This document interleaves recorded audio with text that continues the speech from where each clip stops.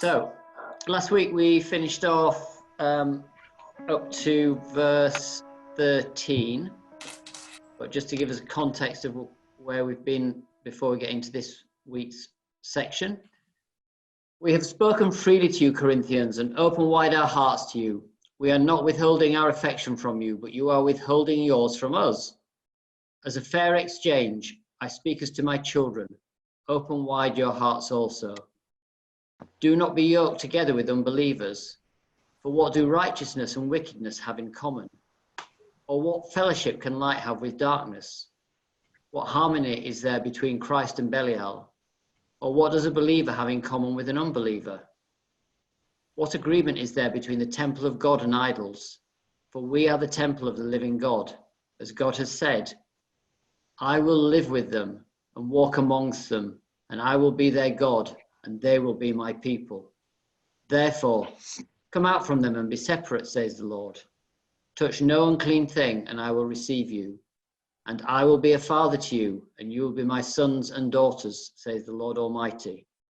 Therefore, since we have these promises, dear friends, let us purify ourselves from everything that contaminates body and spirit, perfecting holiness out of reverence for God. So last week when Edmund was talking about the different characteristics, one of the things that he mentioned was that purity actually means no mixture, not having any contamination.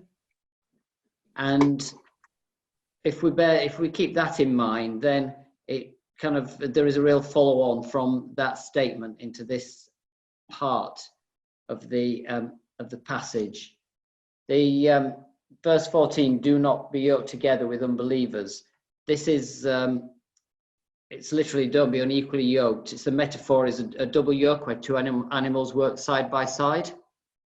And there's a direction in Deuteronomy 22 saying, thou shalt not plow with an ox and an ass together. So, which was again a symbolism for keeping separate from the nations around you. And it was also in Leviticus, it was forbidden to crossbreed animals again, like just the same as also the direction not to weave cotton and wool together. So it's just all symbolism of separateness, keeping separate from the society, the peoples around you. Edmund. One of the things about unequally yoked, the term there, yoke, can also be, if someone goes into business partnership with me, that would be in their terms, that would be classed as a yoke. You're working together, and so it's about not mixing things of the world and obligations out that might be compromised. But also in agricultural terms, there's a good reason for not putting two different beasts together to plough with, because the smaller one, or the even in farming terms, you wouldn't put a much younger animal, even of the same type, because then the weight goes more on the lesser one, as it were. So there's a whole context there of more of the burden resting on one side than on the other for the original passage back in the Old Testament. So it's about there's an element of fairness and consideration in the agricultural side of that as well. But this whole passage, as we'll see, it's difficult for us to understand the Corinthian world, where everything is about who you've got links with and who status and where you fit in the society. The whole of the society is set up in those terms of to whom you owe an obligation and who you're answerable, and they can call on you because it's a bit like the well, a series of films with about the mafia, The Godfather. Everybody owes people obligations and to that sort of thing, and the whole of Roman Corinthian society is all tied up with who can call on you, who you can call on. You're bound into a system, and the whole thing about being God's people all the way through Corinthians, Paul is always touching things, feasts where you showed your linkages, were very much part of the Corinthian society. And you could tell exactly where people were, not only sitting at the table, but in a villa, there'd be the main thing and the level of food that would go on there. In the side room would be the net, or one of the other rooms would be opening onto a centre space, would be another group of people who were slightly below the top table. And then they'd have even a different layer of, down the bottom, you'd be having a McDonald's while the people at the top were having, the best steak there was or whatever. So the whole thing was very much tied into that sort of everything knit together in a certain way. And everything he does in Corinthians is about wanting to break that pattern so that the church isn't mirroring that cultural pattern that's all around them. And this is part of that. Yes, there was a huge thing with benefactors, wasn't there, Edmund? Mm. So, and a benefactor would quite often lend you money or pay off a debt, but then they could call on you at any time. So if you say you were a baker and there was a fire at your bakery, the benefactor might come and offer to pay to rebuild the bakery, but then they could technically come at any time of day or night and say, I need you to bake me bread. And you had this obligation. And I believe that they used the phrase friend, didn't they? It was you would be referred to as a friend. Yeah. And I have read something, when Jesus says, I call you friends, not servants. I have read something somewhere that is kind of has an implication that I have paid the debt. I have paid your debts, but you do now have an obligation and I can call on you.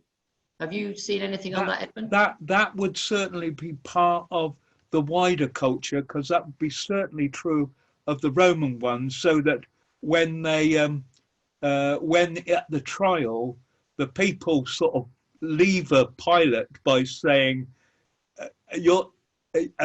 who's a friend, or however it goes, but about being a friend of Caesar.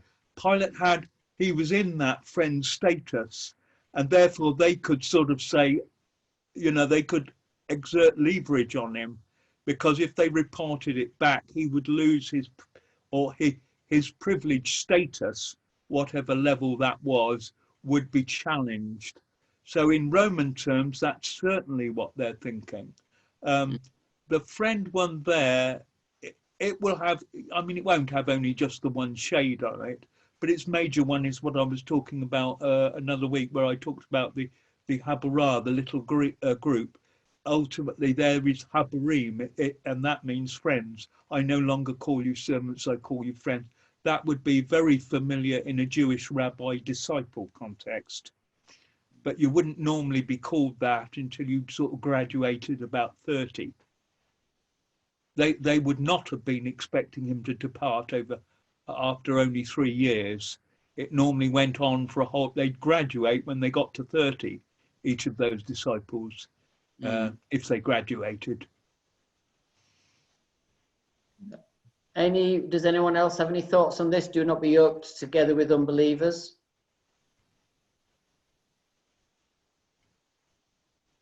Well, I suppose there is a simple point that if you're yoked to an unbeliever and the unbeliever is taking you somewhere where you shouldn't go, you're more likely to have temptation put in your way, or you might be, drawn into things that you wouldn't want to normally be part of. So that's a very obvious sort of point, I think, there. Yeah. And of course, traditionally, we often invoke that when we're talking about marriage with youngsters, don't we? Although that's not likely to be the one that Paul has in mind. What we make out of that is valid, but that's not exactly what it's talking about. But the But here's an principle, example.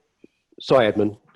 What you just said is a classic example where we may know one part of one verse and then we use that to beat each other up with, without, the principle is good, I think, of you want people to, marry within the faith because of understanding and all the principles, but so often we'll just quote that one few verse, those few words will be quoted without any real understanding of the context of what Paul was trying to achieve at the time. That's often we'll take a little verse somewhere, use it as a stick to beat people with, rather than understanding the context from which it came from. Mm-hmm. Any other thoughts or comments? Nigel, you're looking thoughtful. No, I was just going off a sidetrack in a little bit about it's only to do with the marriage thing, which was I often stop at do not be unequally yoked rather than with unbelievers. I think it's Mike's point about you take something out of or you make it you make it too simple. I think it's more, even in the marriage thing, it's slightly deeper than just that. So it's just a sidetrack. Don't go down that one. And the commentators also wonder, they're not convinced either way, but they also wonder whether he's making reference to these, the false apostles. Yeah, I've got that one too. Yeah, I've got that one. Sorry about that. The whole context of 2 Corinthians and the passage we've been looking at is around Paul defending himself against these false apostles who have insinuated themselves into the Corinthian church, and so it would apply that for them not to be drawn together with these people who are opposing Paul and opposing God's direction in the church. So he continues, for what do righteousness and wickedness have in common? Or what fellowship can light have with darkness? What harmony is there between Christ and Belial? What does a believer have in common with an unbeliever? What agreement is there between the temple of God and idols? So, because we have to look at that passage also in the context of things that Paul has said previously. So if we look in 1 Corinthians 9, 20 to 23. Actually, I'll go, 20 to 23. To the Jews, I became like a Jew to win the Jews. To those under the law, I became like one under the law, that I myself am not under the law, so as to win those under the law. To those not having the law, I became like one not having the law, though I am not free from God's law, but I'm under Christ's law, so as to win those not having the law. To the weak, I became weak to win the weak. I've become all things to all men, so that by all means possible, I might save some. I do all this for the sake of the gospel, that I may share in its blessings. And also 1 Corinthians 5:10. So I'll go from 9. I've written to you in my letter not to associate with sexually immoral people, not at all meaning the people of this world who are immoral, or the greedy and swindlers, or idolaters. In that case, you would have to leave this world. So Paul's quite clear that we're not to withdraw from the world, and that he himself tempered his behavior depending on which group he was trying to win. Not in any sense saying that he became immoral or an idolater, but he's very clear it's not a separation from the world, which to me also gives some credence to the belief that he could be writing about the false apostles there. Anyone have any thoughts on that? Yeah, I mean, the thought that was coming into my mind as you were, you were talking there and so on is, even though in the 1 Corinthians piece, he's talking about, he's not talking about, he's not yoked to those people. So he might be modifying his behavior or whatever, but he is not tied to those people. He is still free, isn't he? He's making a choice, but he's making a choice from freedom, not to be like them, but to actually be alongside them, I think. So I don't think there's any sense in the passages you just read that he was saying he's yoked to them, was he? No. So I think that's why I brought up the bit at the beginning about there's something in that yoked word to do with business arrangements, formal linkages. I mean, it says in the Old Testament about giving surety for other people. Do you know what I mean? Yeah. Standing with surety, and it advises you not to do that. Yeah. Because you're required to follow well, and I think it's in the same line. And it's quite interesting you bring that up, Edmund, because again, earlier in the conversation, I kind of had that thought, went back to that passage around the sort of giving or lending to people or whatever. I know there have been times where you give to people without almost expecting it back. If you know what I mean. If you get it back, that's fine, but don't become tied to it in some way. Yeah, interesting. Also, just thinking, just talk about yoking together for businesses, and we're coming from our. Thank goodness we live in the 21st century in the United Kingdom, where there is corruption, but I don't think we're generally corrupt in business or in government or from the police perspective. But you go to Uganda, and it's completely different. Talking to people trying to run a business in Uganda, where corruption is part of day-to-day life. And so I'm sure in Corinth in the 1st century, you put yourself in a business partnership with people. It'd be very difficult to keep perhaps morality as well within the business world. It's interesting. He says, what connection has Christ with Beliar? Well, that's referring back to where that crops in, is where Israel were led astray.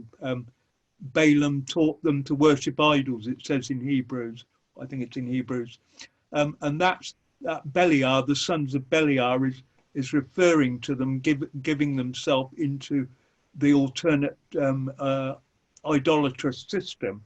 And of course, later in the same passage that we're looking at, it's got what agreement has the temple of God with idols. That's exactly that same idea. So there's this again. It's linking into this whole worldview of this culture that you're living in. You get yourself tied into these situations, and we must try to step apart from them. On the side of, I think it was Simon saying about you adjust to what is necessary. I often listening to my friends over in Georgia. And their spirituality is very much more laced with the political, because that's the American tradition that they've come to. And I'm always thinking about Paul. He's in Athens, and his heart is really stirred up because he sees all the idols. But it's very interesting when he gets to the Areopagus in front of the court, who's checking out who is this guy, and he's bringing stuff that might disturb the city. He doesn't tell them off for the fact of idols. He just says he uses the situation. He doesn't criticize them. And it's very interesting. If you look at the riot in Ephesus, one of the things they say, these people have said nothing against our goddess or the temples or anything. The Christians are obviously not up there shaking their fingers at the, whereas we tend to think, oh, look how pagan all this is, isn't it dreadful? And people are going to pick up, we're not very happy with all this stuff. Whereas they didn't pick that up from the Christians of those days, because they don't go in to challenge it at that level. It's only after Constantine comes in that the church starts wagging its finger. And I always think, you know, it's not up to me to go and criticize the world as if I'm on a tub somewhere saying something. I have to come to where they are and lead them from where they are to discover the ways of God. But Edmund, sort of in the light of that, is this passage in some ways kind of deliberately overstated? Because it does give very much the impression of kind of the world and the church as if they're so totally different. And like when it says, what does a believer have in common with an unbeliever? Well, I think it's because of what we were talking about with Corinth. That is an incredibly difficult culture. And if you go from the beginning of the letter, it's all about people don't live like the people out there arguing, I'm for this person, I'm for that person, which is what you would see in their normal culture, what they're used to, the way they run their meals. It's not meant to be like that. We are meant to be different. So the fundamental point that Paul is making to his congregation is, listen, guys, we don't have to side against one another as I'm for Peter, I'm for Paul, I'm for this, that, and the other. We need to be a different sort of people. And all the way through, whatever he's talking about, he's always making this point, you've got to be different from the world out there. So in that context, he will talk about the difference, but he will not talk about the difference in the same way when he's outside. He will meet them where they are and draw them back, not sit there and say, tut, tut, tut. I just feel very often I share more with non-Christians than obviously I don't share the most crucial thing, but in terms of kind of just general life, I feel I share such a lot with people that aren't Christians. You don't feel this kind of huge difference. No, well, I think that's right for when we're interacting with them. It's just that when we think about ourselves, we want to be there for them, but we need to be very clear, because that's my understanding of holiness, is that we are to be other, so that the people look and say there's something different about them. Can I just say that, oh, go on. It's not just that, oh, they're different because they don't smoke or they don't believe in whatever, do you know, or they're anti-gay or something. Not those things at all. Paul doesn't stand up and say, you're worshipping idols and you shouldn't be doing this. He says, oh, I noticed among your idols one of those. He uses their own culture to talk to them. But I was going to say, John Paul Jackson did that, Edmund. Sorry? John Paul Jackson did that. I don't know if you remember him. He came to Bath City Church, as it was, and he talked about how he would go to where the fairs were for the mystics and people like that. And he was Jesus in that place, and they would come up to him and they'd go, man, you have an amazing aura. And then he'd talk about Jesus. So he wasn't separating himself, but he was being totally who he was meant to be and sharing Jesus. And it's that way, isn't it? He didn't criticize them and say, oh, you're all wrong, you shouldn't be doing this. He just showed them the other way. And I think that's what we should do, as you're saying, not say to people, oh, you're all wrong, but show them the right way in love. Good. And Paul did that, even though it says when he first got to Athens, his heart inside him was really bothered by the idols, but they don't see that. That's the thing. I think that's what I want to do. I want to be really aware what God feels about these things, but I want to be alongside the people and saying I'm for them, because God is for them and wants to communicate with them. But Also- it's something you have to practice. It doesn't come naturally because that's not really the model we get. We're more tut, tut, tut. It's a good mirror, isn't it? Think verses like that to ourselves. We look at Paul's example, we look at Christ's example, became man for our sake, how Paul would become and take on anything and everything to win people. And then I look at it as a mirror for me, what I am like and what I'm doing. And the Bible's there to challenge us, isn't it? And to where we are and where we should be going. Mm. It challenges me. And me. Yes. Good. Just us two. That's fantastic. And me. I mean, good. It'd be worrying if it didn't, though, wouldn't it? We could then think, whoops. I suppose it's like now saying because I've been really challenged as you're just sharing, just thinking, and I suppose that's what you should do. Like as a group, start thinking how do we apply that to our day-to-day life? We live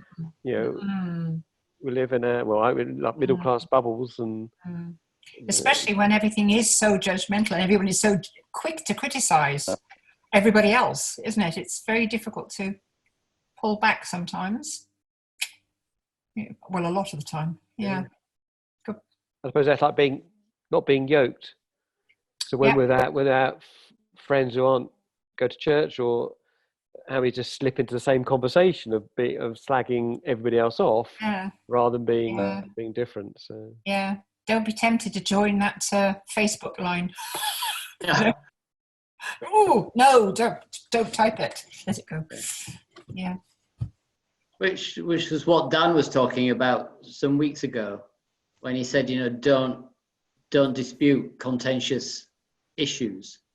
He wasn't talking about anything specific within Life Church Bath. He was just talking about the general thing because of the nature of, particularly on social media, where it's just, the conversation becomes so toxic so quickly, because it amplifies people by drawing people with extreme views to each other, and then causes great polarization. And as Christians, we really do need to, not be yoked to that. Yeah. Because most of the opinions that are out there are contentious, and their opinions, they're not black and white facts, because, well, in current society, we're in a post-truth society, aren't we? Where there are no facts, there are only opinions. So yes, I agree. Don't join that Facebook line or whatever it is that you described, Margaret. I think it's a thread. I don't know what you call it. Thread. Yes, it would be a thread. Yes. Thread. Thread. Okay. It's really struck I was just me thinking over the last- about the. Go on. I was just going to say, I think what I was left at a couple of threads in my thinking of one out of Mike saying that because Jesus came, God came to be with man but he didn't yoke himself with us. So in that sense of he sat with tax collectors and sinners, went to their parties, and was sitting around with prostitutes and so on, but he was distinct from them. He associated with them, and like Paul, I suppose, became as well. I don't know that I suppose he wouldn't have done necessarily that, but it's about the not being yoked. And Edmund, I know you talk about the holiness being the separate, is the not mixture. It's that distinctiveness, isn't it? There was something distinct about Jesus, was never somehow tainted by the company that he kept.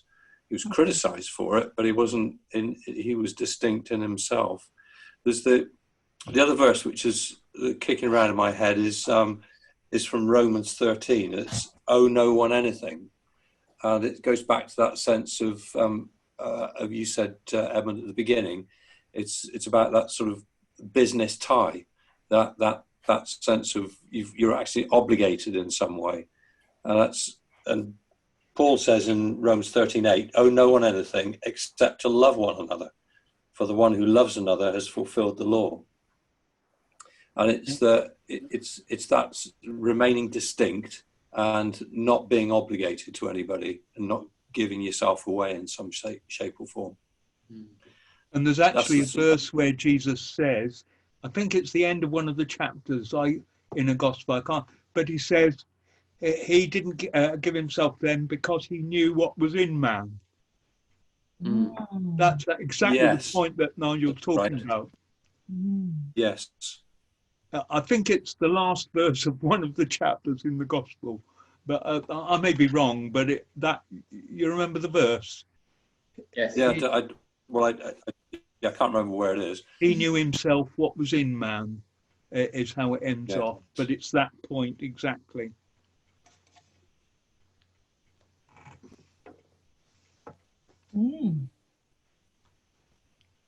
But John 2:24, Edmund. Is it the end verse? Let me just look it up. Maybe it's the end of a column in my. He's always remember it's somewhere on the left-hand side column, isn't it? Yeah. It's just up somewhere there, on the left-hand side. Yeah. Not too sure which page, but it's on the left-hand side column. It is. It says, now while he was in Jerusalem at the Passover feast, many people saw the miraculous signs he was doing and believed in his name. But Jesus would not entrust himself to them, for he knew all men. He did not need man's testimony about man, for he knew what was in a man. So it's the last three verses of chapter 2 in John. Yeah, he did not entrust himself to them, for he knew all men, and he knew what was in a man. Well, that's exactly Nigel's point, I'm sure. Yeah, that's it. Yeah.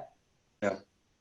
There's also it's interesting. It occurs in that chapter, which is because he's just trashed the tables, isn't he? I think in the end of John chapter 2, and the beginning of John chapter 2 is the wedding at Cana, and he plays hard to get in that one, doesn't he? I think because his mum says they run out of wine, and he says, "What's that got to do with me?" There's something about him remaining distinct in those early moments, isn't there? Something, but yeah, that's probably going a little bit deeper again, but no, it's good. I read a lovely old book, which was one of the first ones I'd seen about looking at things, in a sense, what we'd say now through Jewish eyes. And he actually said that what is that to do with me? It's not my time or whatever. That in any other mouth but from Jesus, because we're very spiritual, if you read that for an ordinary person saying, you would translate as it's not my wedding. So Mary is laughing when she says, "Oh, there you go. Do whatever he tells you. It's not a, he's teasing her." But I mean, I love that, but other people, if they see it different, that's fine. But I actually like that, and it's sort of, I can see the sense of that. And Mary's response is a sort of, "Oh, here he is, he's joking again." It's not my wedding, but it's a half joke, and I actually like that. But if nobody else agrees, that's fine. I just love that one. It would make sense. So it helps you understand why he said that, but then went and performed the first miracle. Yeah, over 20. Is it over 20 gallons of something or other? Oh, and the rest, yeah. In each one, it's 20 gallons or something. 25 gallons, yeah, 150 gallons, and 150 gallons of fine wine. Wonder what star rating that would have got on your app, Simon. Oh.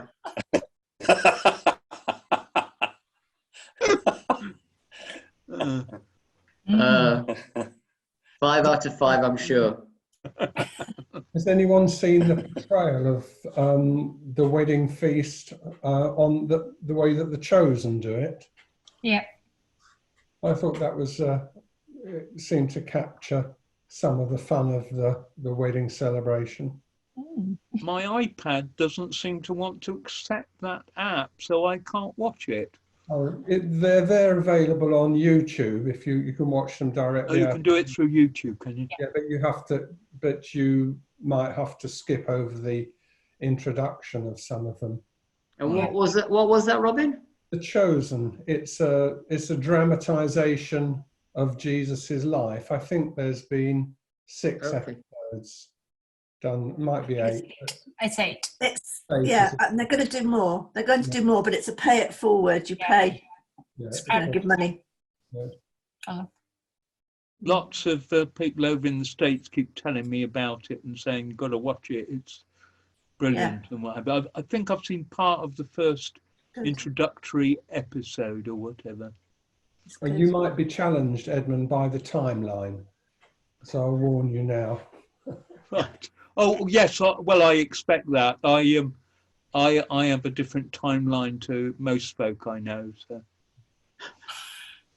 But that's all right. I was reading in Titus today, and he says it to Timothy as well.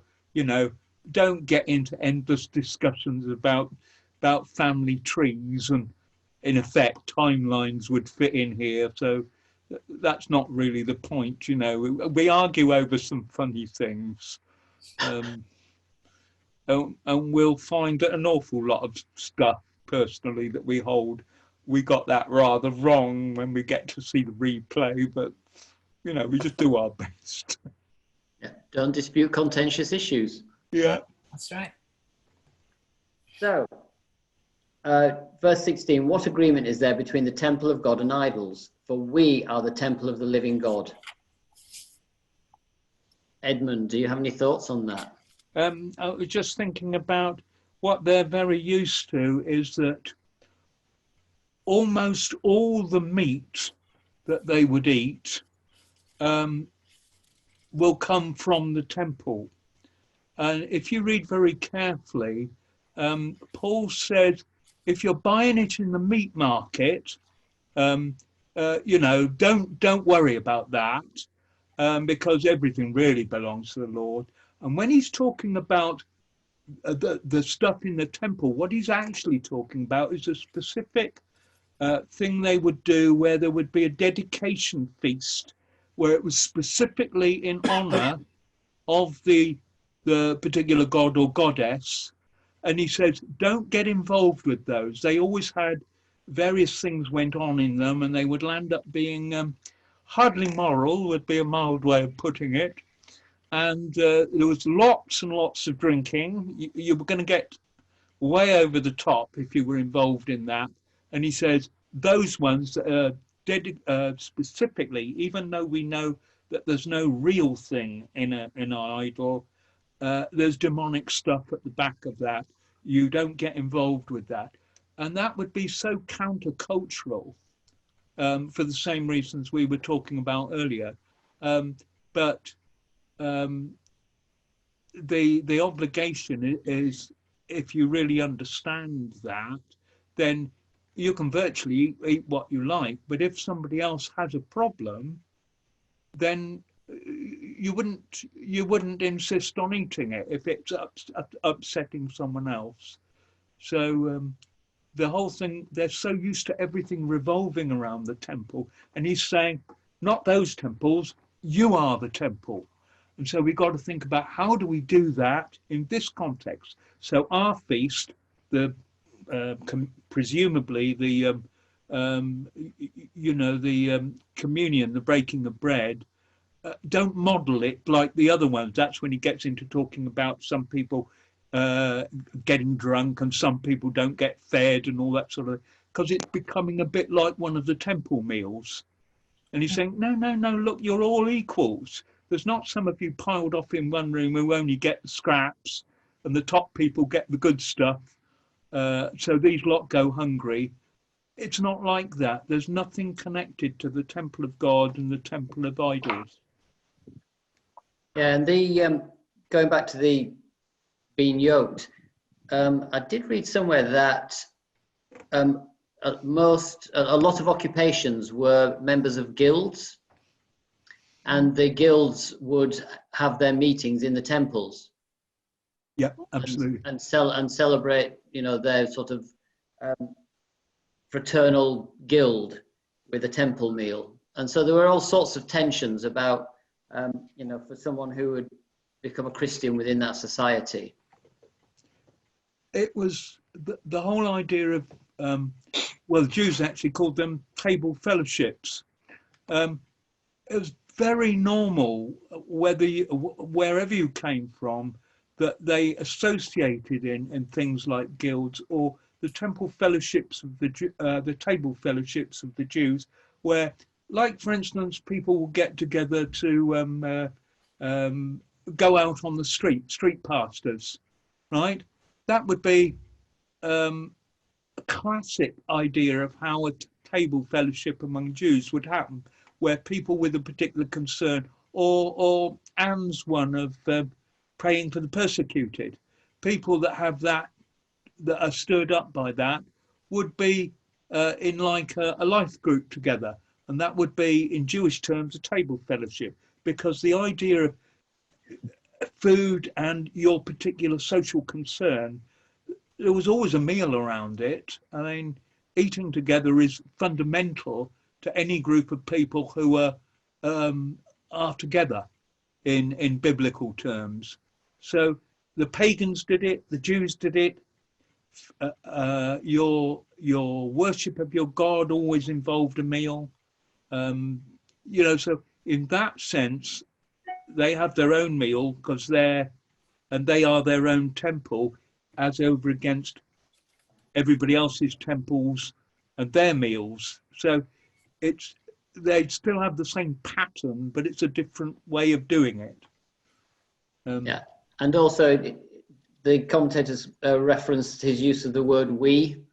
So this is like a corporate we rather than me as an individual. So whilst the Holy Spirit does live in us, we are the temple of God. So, and as God said, I will live with them and walk among them, and I will be their God, and they will be my people. Therefore, come out from them and be separate, says the Lord.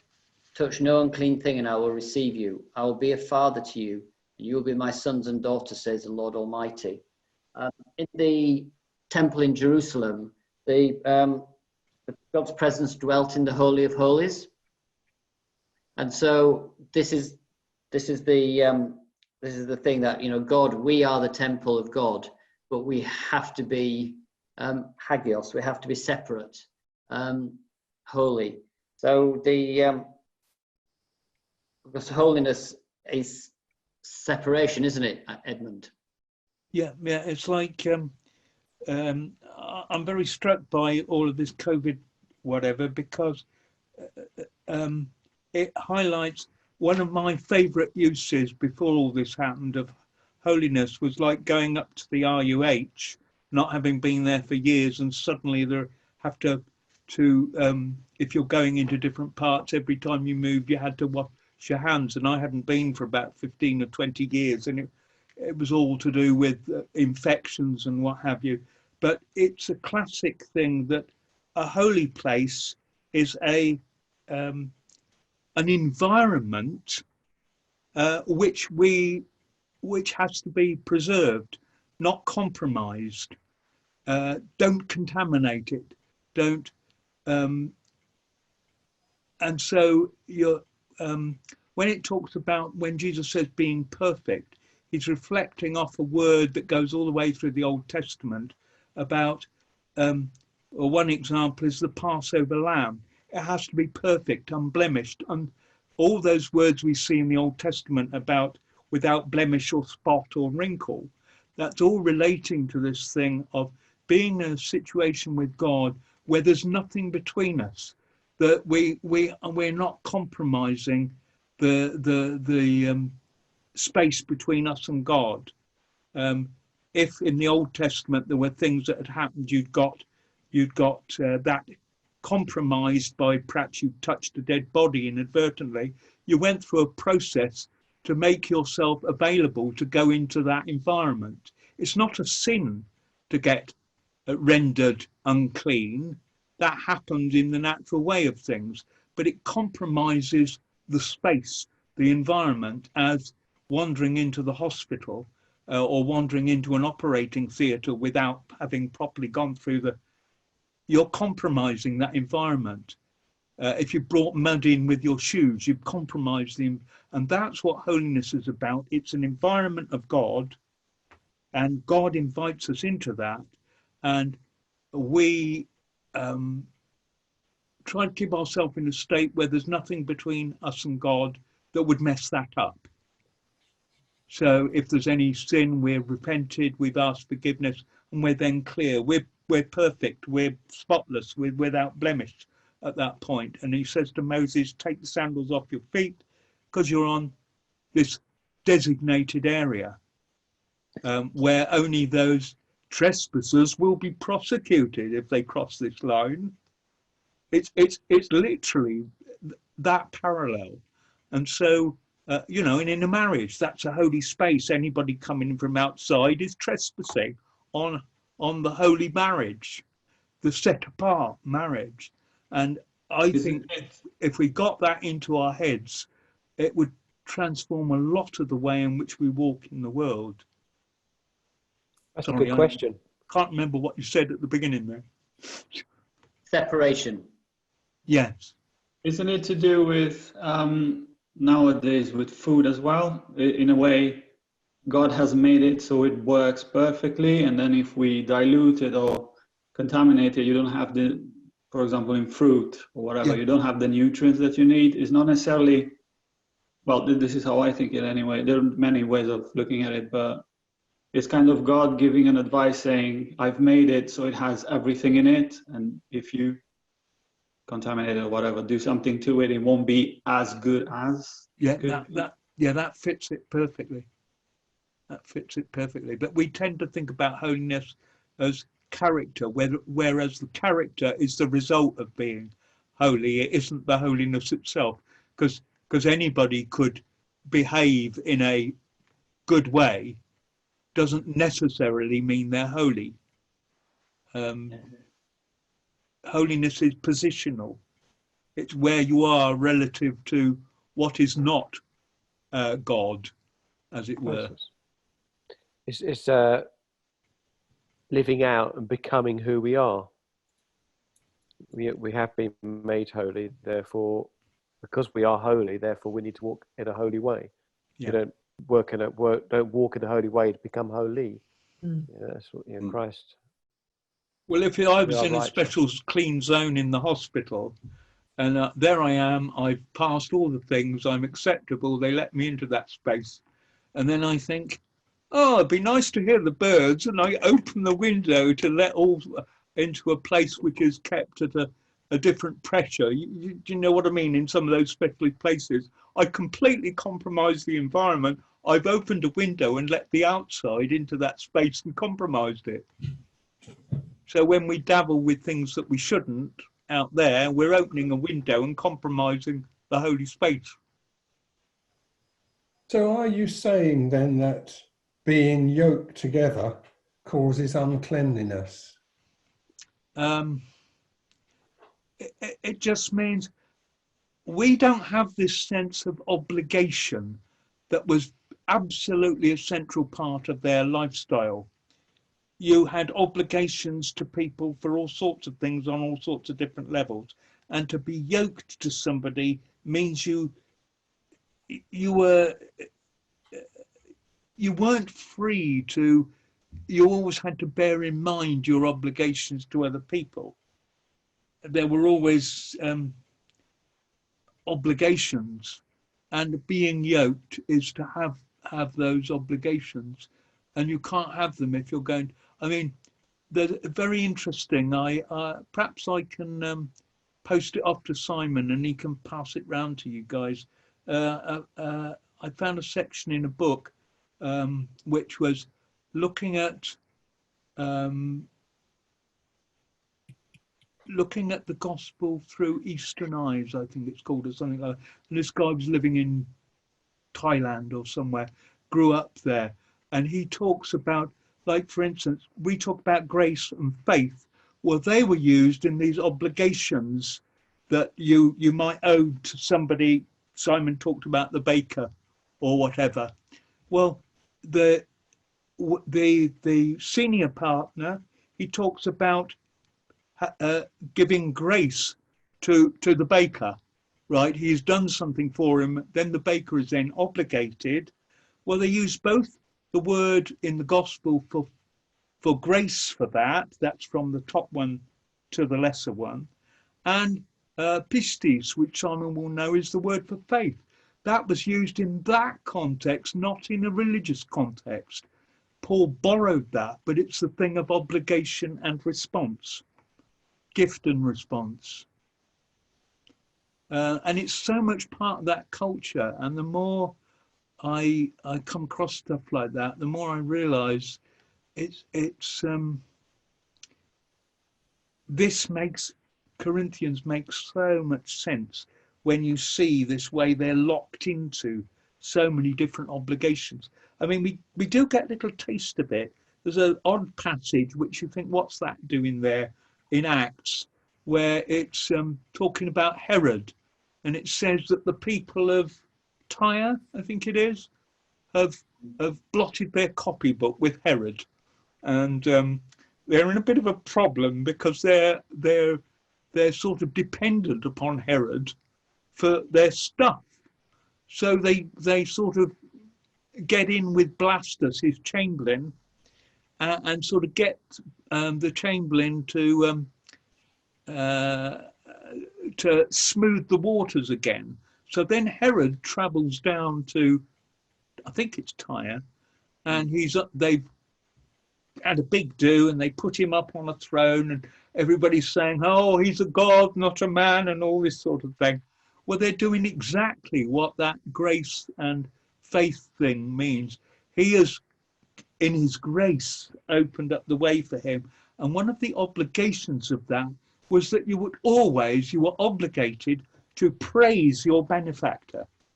And that's exactly what they're doing. Herod has opened up in grace, they would say, to the people of Tyre. And so they're all doing the formal bit of praising them. And it says, then the angel of God struck him down because he gave glory, he was accepting the glory for himself instead of giving it to God. And that was the death of Herod. But that's exactly that relationship between the obligated and the benefactor. Yeah, as you were talking there, it reminded me that verses 14, 15 and 16 use different words to describe the concept of yoking. And those are very much words that you could easily link into the concept of obligation as well. The fact that it says, what fellowship can light have with darkness? What harmony is there between Christ? What does a believer have in common? And what agreement is there? Those are all obligation sort of words. So that kind of fits in with that, I guess. Because like Simon was saying, guilds and everything was locked in. And the closest thing we have to that now, I was thinking the other day, was like the Masonic Lodge. That was a little inner group, very much like the sort of groups you'd get in Corinth, where everybody, and they'd have their own special ways of doing things, and it was kept away from non-members.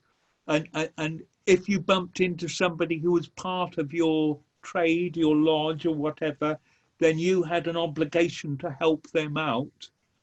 The old boys network, but very, very, very large. What we see is only the faint echoes of it now.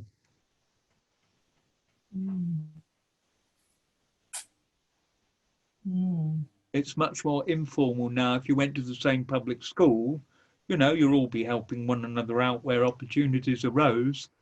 I remember going to a wedding at the time of the Falklands War, and my cousin was in more of that strata of society, and It's fascinating sitting around after the reception, listening to predominantly the women talking and saying, "Oh well, you're Amanda. She's finished school now, and where is she? She's over in Paris." And she said, "Okay, well I know. I'll have a word with so and so, and we'll see if we can get a place in such and such a thing as a job." And they were all helping one another out because that was the culture that they came from. And I know people from the housing estates tend to look at that in a very negative fashion, but I was fascinated. They were much more of a community. I would see that sort of community, say in Brixton or something, among some of the folk down there, the same very tight bonds, or the East End. But it's that sort of thing. They're all bonded together. And that's the faint echoes of what was much more common in medieval times and backwards. Everything is in terms of obligations and favours and what have you. And that's all bound up with fear as well, isn't there? And looking after your own back, and it's got some horrible aspects to it, I think, and competition, and I don't know, it just doesn't. Well, there would always be abuse of such a thing, but really it's about being family. That's where you start, and doing stuff together as a brotherhood or a sisterhood or something. So, chapter 7, verse 1, our last verse. Since we have these promises, dear friends, let us purify ourselves from everything that contaminates body and spirit, perfecting holiness out of reverence for God. So, Paul again uses, the phrase "dear friends" to draw the Corinthians in, just as he talked about them as I speak to you as my children, open wide your hearts also in verse 13. He's imploring them, my dear friends, don't forget, don't align yourself with these false apostles, and we must purify ourselves from everything that contaminates body, spirit, perfecting holiness. So that's bringing holiness to completion. So it implies, something that can be completed but isn't yet complete, out of reverence for God. Edmund, do you have anything to bring on our final verse of our passage that we've been studying these last 8 since we have these promises, and the promises, I will be your father, you'll be my sons and daughters, or on the previous page, what was it now? I will live in them and walk among them, and I will be their God, and they will be my people. And I think he's making the point specifically to you Gentile people who I'm asking to come out of the pagan world and be part of the temple of God. I think it's most specifically encouraging Gentile believers. Look, God has promised this. If you separate from this world that you've known and what everybody else is doing, these are the promises. Since you have these promises, beloved, let us cleanse ourselves from every defilement of body and spirit, making holiness perfect in the fear of God. This is now your God, and this is what he's offering you. He's the great God, and he's promising you these things. So you can step away from this world that you've known all your life. I know I'm asking you difficult things, but it really is worth it, guys. Yes, the language, I will be their God and they will be my people, that's the ancient language of covenant. So that's the promise, a covenant with Almighty God. Yeah. And they understand covenants, even if they're Gentiles and whatnot.